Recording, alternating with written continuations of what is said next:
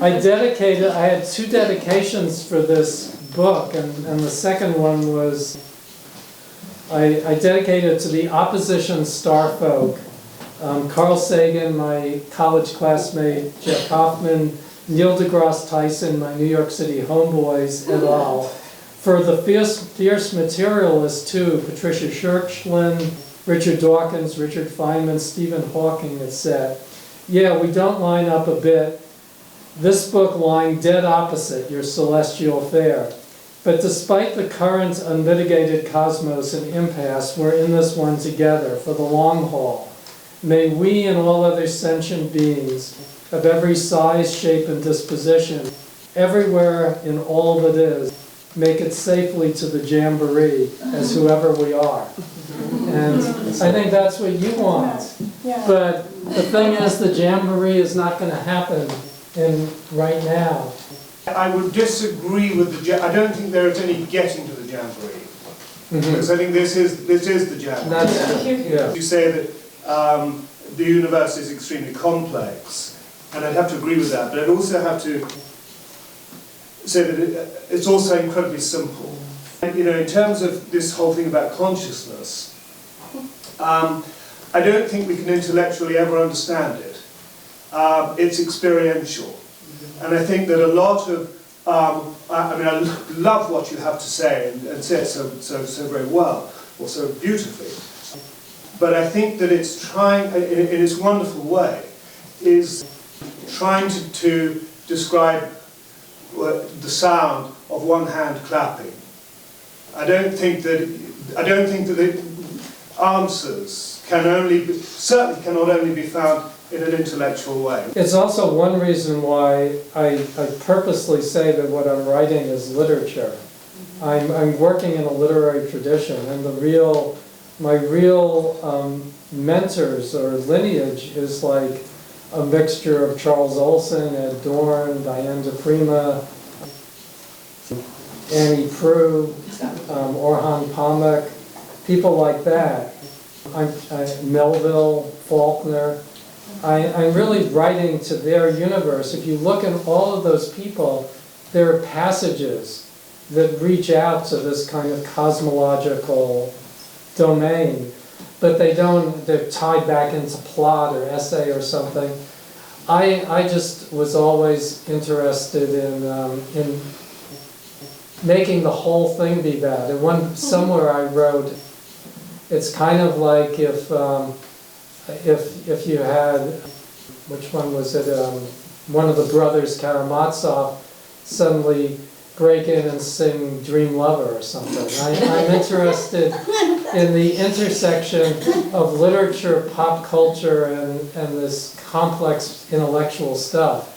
And I keep writing towards it, and I'm partly surprised that I haven't gotten more response out of it from people, because I don't know anybody else doing it exactly. But then I'm not surprised because I don't run into it a lot. And I think Miranda's not here anymore, but the interesting thing about our daughter is she's doing this brilliant work, and she's doing it right on the pulse of the culture. So people actually hear what she's doing. The fact that she's our daughter is not incidental. There are ways in which the consciousness that she's forming comes out of the consciousness that Wendy and I were forming. And at age 16, and luckily she's not here because she hates when I bring this up, she said at dinner one night, well, I chose you two to be my parents because I needed to be gotten this far, and now I'm going to take over myself. And something to that effect, and Linda goes, wow, that's quite a speech. And at another time she said, I have a father who will only speak to the 1,000-year-old being in me, and a mother who will only speak to the teenager in me, which was an exaggeration, but she said things like that. Wow. I think that I see the mode of consciousness as being, it's not intellectual finally, it's an art form, and it's all over the place. And she is doing it one way, and it's just totally fulfilling to watch her having gotten an audience for it. But it's also, to me, it's just as fulfilling to push it to this level, and whatever happens, happens. And when Suzanne asked what I'm most proud of, I'm much more proud of her than of my writing, in that sense. I mean, because that you do without intellect or words. That's make it or break it by your acts. The kids are a great experience in that way, to kind of be able to watch them. But I would never say that. I would say that you, for keeping on with such a massive work, have done an incredible gift to people. Eventually, people will find it in multitudes. Right, but when they go to theory. It helps get discussions going, like this one, between, it's a confusing society. I get really annoyed when people throw around these pithy sayings like we're right where we're supposed to be and everything happens for a reason. Well, if you were Jewish in Warsaw in 1939, I doubt you would be saying that. And so I think what it does is interrupt a deeper conversation. Yeah. Physicists are fine with metaphors, right? Yeah. As long as you say this is a metaphor, Yeah. okay, and you qualify it. Well, so that's like, very good. That's very good. right, so if you say that love is like gravity, that's awesome as a metaphor. Yeah. But if you say love is equivalent to gravity, then that means, oh, well, the guys walking on the moon must have had less love because there's less gravity there. And gee, if we go to Jupiter, we're going to be full of love. Metaphors are great as long as they're, because it's a simple way of taking something you know and applying it to something that's a mystery. How many people in this room have read Brian Swimm's book, The Universe of the Green Dragon? It's all metaphor. It's a cosmology, it's how the universe came and what we're doing here, but it's all metaphor, and it's so beautiful. It takes you, it transports you into something so much more,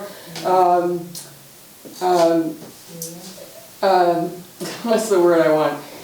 Visceral than an objective kind of scientific kind of explanation of things. And he just does it so brilliantly. All of you, The Universe is a Green Dragon by Brian Swim. It's my #1. I bought over 1,000 copies of it. I apologize in advance if this is offensive, so you don't have to answer, but I was just wondering if you've experienced medicinal plants or chemical journeys that might have affected your visions of reality. I didn't. I think because of the insanity in my family. I'm like probably way off on the bell curve for my generation. I've never used anything. If you had as scary a childhood as I did, you would be very cautious about it. So no, in some ways I regret it. There are trips that look really interesting. Our publishing company is the most extensive publisher on ayahuasca that there is, and I was very involved in the first ayahuasca book and getting that out. And we've done much entheogenic publishing, but personally, it's just it hasn't come up. Wendy and I have kids pretty young, as you can see, so it didn't enter into the equation. See, I do keep trying to introduce it here and there. Yeah. When I describe Suzanne and when she's dealing with these really difficult issues, like that some of you know about, I try and say, Suzanne, this is really, she goes, whatever. Whatever. You've got these problems, these are really significant. Well, whatever. It's not all I say. Yeah. But I do have that unique experience of, as Suzanne said, I did meet her when I was 8 and she was 18. It was a very different time, and she was special to me initially because she was connected to my stepmother, who was the only one of my 4 parents who really invested anything in me. It's very interesting to see her then. You have to picture an 18-year-old student at Syracuse, really bright and quick, with no particular spiritual overlay at that point at all. She was just, I can picture it still. She was quite. You talking about me? Yeah. Because she's whispering in my other ear, I thought, wait a minute, that sounds like me. Okay. And I was gonna ask you, what'd you think about me when you were 8 and I was 18? Yeah, I remember that she was totally compelling as a person then, and there weren't that many people with her dynamism, but it was a completely different energy and signature. All you have to do is look at the pictures from then and you see it. She was a kind of sassy, intellectual, Phi Beta Kappa teenager. You know, and she wasn't talking about spiritual stuff or love. She was quick, very quick. Yeah. Subjugated to a husband who was supposed to be the boss Yeah. that time in life. Do we have more queries, questions, offerings? No? So what do we think about calling an end to this formal part? You know, Richard's here, you can come and chat, you know? And so why don't we do that, and Richard can get his pen. Thanks very much, thank you all. I want to thank you all for coming on a day when you all could be at the beach. I'm really appreciative of you all.